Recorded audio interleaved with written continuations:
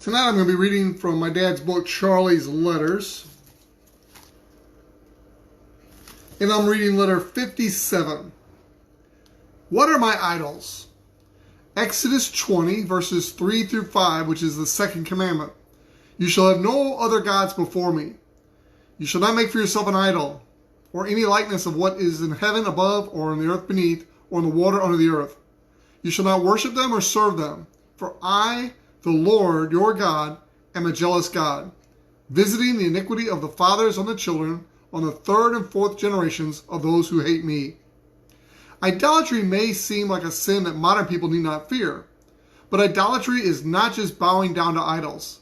It is trusting in what one has made, and therefore we see ourselves as having the power to create and sustain. If I say I worship God, but put my trust in my bank account, my home, my business, my organization, the people I know, then I am an idolater. Do I trust God more than what my hands have made? Do I trust God? Do I love Him with all my heart, with all my mind, with all my soul, with all my strength? Or is He just a safety net when I get myself into trouble? Is it all about Him? What does faith in God look like in my life? What about trusting God? Is that different than faith? Would I be willing, like the little gray-haired man on George Street, Mr. Genoia, to have faith and trust in God to do what I believe He wants to do in my life, even if I never see any results from my perspective? Look in the comments below and I'll put a link to that video. It's a great story my dad taught me and I love. These are hard questions.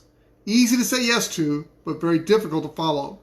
God must do it, and He tells me His ways are different from my ways.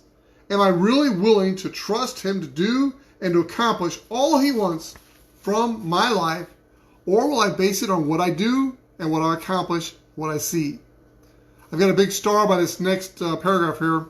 It says, when God tells me in James, if I lack wisdom, faith, trust, all I need to do is let go of my agenda and ask Him for it, and He will give it to me.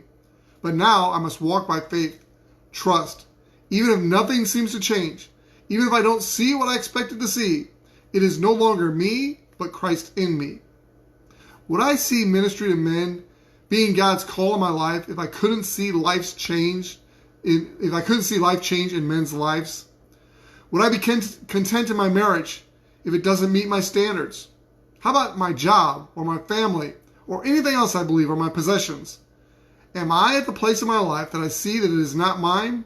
It all belongs to God, and He has graciously allowed me to trust Him with the results.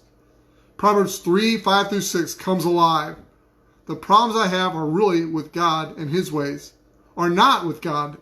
Let me reread that. The problems I have are not really with God and His ways, but with my limited understanding of Him. Proverbs 3, 5 through 6. Trust in the Lord with all your heart, and lean not on your own understanding. In all your ways acknowledge Him, and He will direct your paths. This has been reading letter 57 from my dad's book, Charlie's Letters. It's a book of letters my dad put together. Actually, my mom put it together, but my dad wrote them. And it's letters and lessons my dad taught men throughout his life. God bless you. Have a great night, everybody. Bye-bye.